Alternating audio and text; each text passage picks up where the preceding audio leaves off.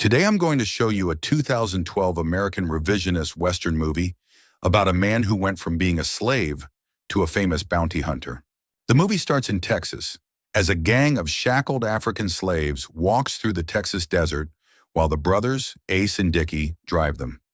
In 1858, 2 years before the Civil War, Django was one of the enslaved black individuals who had to leave his wife, Brumhilde von Schaft, after being sold. Later that night, their trip is suddenly interrupted by Dr. King Schultz, a German dentist who has become a bounty hunter and is stumbling around in the dark to get to them. Because of this, Ace becomes angry and tells Schultz to tell him what he wants, or else he would get winged. So, Schultz quickly replies, trying to calm Ace down by telling him that he's just a tired traveler seeking the Speck brothers, who are slave traders. Schultz wants to buy Django because he knows a lot about the three outlaw Brittle brothers. He thinks that the Speck brothers bought those men at the Greenville auction, where Django is. Schultz then asks the enslaved black folks if anyone used to live on the Kerry plantation. This is so he can buy Django. After Django talks, Schultz lights his kerosene lamp to see the faces of the enslaved black people and discover Django. Thereafter, he asks Django whether he knows anything about the Brittle brothers. Django tells him their names, Big John, Ellis, and Roger, who they sometimes call Little Raj. Django then goes on to tell about them, saying that they were in charge of the Kerry plantation, which was owned by his last owner. But Schultz stops him and tells Django that they are no longer the overseers. He then asks Django if he will remember the Brittle brothers if he ever meets them again. But Ace abruptly cuts them off and tells Schultz to stop talking to Django like that. Schultz tries to calm him down by claiming that he's just a simple owner wanting to make a deal. But Ace won't sell Django, and when Schultz tells him to, he points his revolver at him. Schultz even makes fun of Ace by asking if he is overdoing it with his dramatic gesture, or if he is pointing his gun at him on purpose to hurt him. Schultz immediately shoots Ace's head and Dickie's horse after Ace threatens him, leaving him no choice. Dickie holds himself down while the dead horse lays its weight on him because of that. After that, Schultz walks over to Dickie's location and sarcastically says he's sorry for shooting his beast. But Schultz didn't want him to do anything stupid until Dickie had a chance to calm down. Schultz stays calm even though he can see how upset Dickie is. He tells Dickie to keep his caterwauling to a minimum since he still wants to conclude his line of questioning with Django. Schultz then goes back to where Django is to resume their talk. He tells Dickie that he has to pay a reasonable price because Django can still tell the Brittle brothers apart. Schultz, on the other hand, leaves the other enslaved black people to execute Dickie on their own, while Django takes Ace's cloak and horse. The next day, Django and Schultz arrive in Daughtry, Texas. The owners of the house notice them without meaning to, since Django is the first black man they see riding a horse. Fortunately, they instantly possess the tavern and restaurant because the innkeeper flees away when he sees Django and Schultz come in. After that, Schultz talks about his ambition to become a bounty hunter who deals with dead bodies after the slave trade, which is when people trade human lives for money. Technically, a bounty hunter's mission is to kill people who are enslaved and then bring their remains to the police so that he can get a reward. Schultz hates slavery, but he tells Django that he needs his help because he's going to make their slavery work for him. Schultz feels awful about what he did, so he agrees with Django that Django will kill the Brittle brothers and get his freedom for $75. Later, Schultz and Django set out on their journey. But then Schultz learns that Django is married when he hears Django say that he would find his wife and buy her freedom. Later, Django tells Brumhilde that she was raised by a German and that she learned to speak German a little bit. The von Schafts make Brumhilde their house slave. After they talk, they go to the Tennessee place and locate a place to stay so they can get to the plantation. Django will play the role of a valet to put on a show.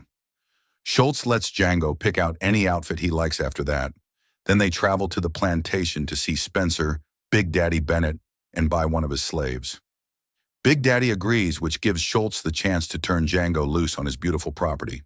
While Bettina is showing Django about the property, he suddenly asks her whether she knows about the Brittle brothers. But Bettina says no, so Django thinks they might be using a new name.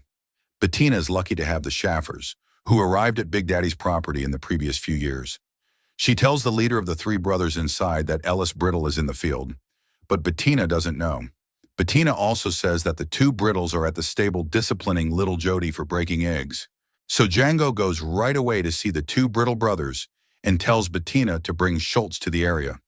After beating little Jody, Django abruptly murders John and keeps beating little Raj after he fights back. Later, when Schultz comes to the stable to ask Django the names of the two brittles he killed, he shoots little Raj 5 times. Django then states that Ellis is running across the field right now, which lets Schultz shoot him without thinking twice. Big Daddy tries to assault Django and Schultz with a group of people later that night, even though he let them go after killing the Brittle brothers because of a warrant earlier in the day. Sadly, they can't convince Big Daddy that the punishment for using deadly force against a court officer and doing his job would be hanging him by the neck until he dies. Schultz has no choice but to use explosives to attack the posse by deceiving them with his cart. Schultz hits the carriage and scores a bullseye, then hands the sniper to Django to kill Big Daddy. After that, Django and Schultz spend the night eating, and Django talks about his wife. Schultz enthusiastically relates to Django the story of Broomhilda, which makes him laugh. Schultz tells Django that he can't let him go to Greenville to save Broomhilda because he feels responsible for him. So Schultz tells Django about the bounty hunting profession that he would like so he can buy his wife's release. Django hears about Schultz's offer. Django will work with him all winter long until the snow melts, and then Django will get a third of Schultz's bounties. In a technical sense, Schultz offers to aid Django. He says that he will take Django to Greenville himself and find out where the Germans transferred his wife. The next day, Django and Schultz go back to Texas to start their first mission. Django robs Smitty Bacall and retains his handbill as a souvenir. Django gets his first bounty because of that, and he finally learns how to shoot by utilizing the snowman. Django and Schultz then spend the winter collecting a lot of rewards before spring, killing a lot of suspects with no trouble. Later, they go to Mississippi and encounter a lot of black people who are slaves on the street. Later, they find out that Calvin J. Candie, who owns the 4th largest cotton plantation in Mississippi, Candie-Land, is Broomhilda's new owner. Schultz, who is desperate, wonders how they would retrieve her from Calvin. In response, Schultz suggests a different course of action. They won't buy a horse. Instead, they will plan to buy a farm. Schultz then says that Django will be an expert on Mandingo fighting because his character will be a big money buyer from Dusseldorf in Greenville who buys his way into the Mandingo fight game. Calvin was a kind of master who had his slaves fight to the death in horrific Mandingo bouts. Django and Schultz visit Calvin at his men's club after a while. They watch the Mandingo battles, but Django won't watch them. After that, Schultz follows Calvin as he talks to his champion, Fred. He tries to give Calvin $12,000 for one of his greatest fighters as a way to get Broomhilda for a small amount of money since Calvin doesn't want to sell her. Fortunately, Calvin notices them and even invites them to Candie-Land. The next day, Schultz tells Calvin he's sorry and chats to Django. He says that Broomhilda is in Candie-Land, so if he wants to see his wife, he shouldn't go too far with his revenge. They are technically on their way to the site when they run into Calvin's slave trackers, who have cornered D'Artagnan, a Mandingo fighter who has escaped, with their hounds. D'Artagnan begs Calvin not to fight anymore, but Calvin just tells him to get down and talk to him like a man. Sadly, Calvin finds out that he lost his last fight, and in the end, he makes him look bad by questioning if he doesn't know what reimbursement means.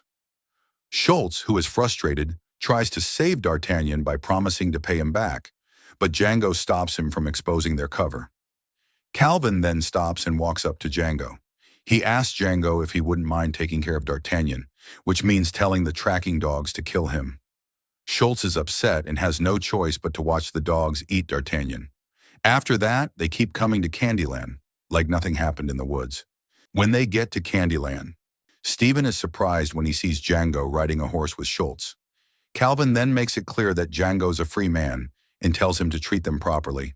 After that, Schultz tells Calvin to clean up Hilda, Broomhilda's name, since he wants to meet her. Django hears about how they are treating Broomhilda badly though, and he almost pulls out his revolver when he realizes that he needs to calm himself to buy his wife. Django is sad to see Broomhilda crying as she takes her out of the litter box to clean up. Later that night, Laura Lee takes Broomhilda to Schultz's room for a discussion. After that, he tells Broomhilda again that he will only speak German, thinking that Calvin's slavers are listening to them because he would finally tell her how they plan to save her. Then he goes ahead and makes sure his offer to buy her as his escort is still acceptable while he talks about the first agreement over dinner. Broomhilda is confused and asks who his friend is, so Django finally shows her who he is. Later that night at supper, Schultz tries to get Calvin to accept his deal, but then Stephen, Calvin's very loyal and observant headhouse slave, finds that Broomhilda knows Django after watching her get shocked by Laura Lee's statements about him. Stephen tells Calvin that he doesn't want to buy Mandingo, but Broomhilda, which makes Schultz and Django figure out their strategy because he decides to get Broomhilda as a trap.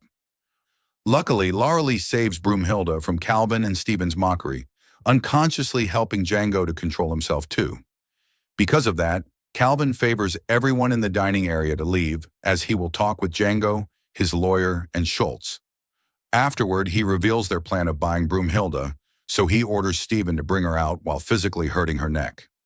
Unfortunately, Calvin alters the deal at gunpoint to sell Broomhilda for $12,000 instead of the fighter Eskimo Joe. However, Schultz reluctantly agrees, but when Calvin aggressively threatens them to beat Broomhilda using a hammer, if ever, Schultz refuses to take the deal. Leaving him no choice, Schultz gives him the money immediately. They finalize their agreement as they wait for Calvin to give him Broomhilda's paper. But Schultz had had enough of Calvin's hubris. When he heard him say that he would keep killing Broomhilda, Schultz walks up to Kelvin and shoots him. So Butch Pooch quickly kills Schultz with his rifle, and then Django goes on a rampage, shooting back at Pooch, Calvin's lawyer, and a few of Calvin's henchmen. Django then gets into a gunfight, but he gives up when he sees Billy Crash, Stephen, and Calvin's thugs taking Broomhilda prisoner. The next day, Billy tortures the vertically chained Django, nearly castrating him when Stephen shows up and says that Laura Lee wants to see him. Laura Lee is lucky that she decides not to cut Django, since she will give him to the LaQuint Dickey people instead. Laura Lee has no choice but to take over the plantation and replace his brother. She also sells Django to the mining firm, which means he will die slowly. Minutes later, Django is on his way to see his new owner when he suddenly comes up with a scheme to get away by trying to chat to his escort and showing him his first handbill to establish that he is a bounty hunter. Django is so desperate that he lies to them by saying that the men on his handbill are in Candie-Land. He then tells his escorts that he would split the reward money with them. Django's escorts let him leave because they trust him, thanks to the support of his co-enslaved men. Django finally kills his guards when they give him the weapons and dynamite. He then goes back to Candie-Land with the dynamite in his hands. Django rides a horse right into the spot and kills the trackers on their base right away. Then he goes to the barn to grab Broomhilda's freedom papers from Schultz's dead body. At the end of the movie, Django says goodbye to Schultz by tapping his head. He plans to get back at Calvin's slave dogs for killing Schultz and D'Artagnan. Django then walks straight to the shelter where Broomhilda is being held. Django is lucky that he gets the chance to save Broomhilda while Calvin's mourners come back from his funeral to pay their respects. Later that night, Django shoots Laura, Crash, and the other henchmen who had just come back from the mansion after mourning Calvin's death. Django tells the last two imprisoned ladies to say farewell to Laura Lee, but Stephen stops him from going outside. Django gets his revenge by shooting Stephen in the knee while he lights the explosives he has already put all around the mansions, ignoring Stephen's screams from within. Django and Broomhilda then watch the manor explode from a distance and ride out on horseback together. From now on, people will call Django the fastest gun in the South because of it. Thanks for watching. To help the channel, please subscribe to get more videos like this. Have a good day.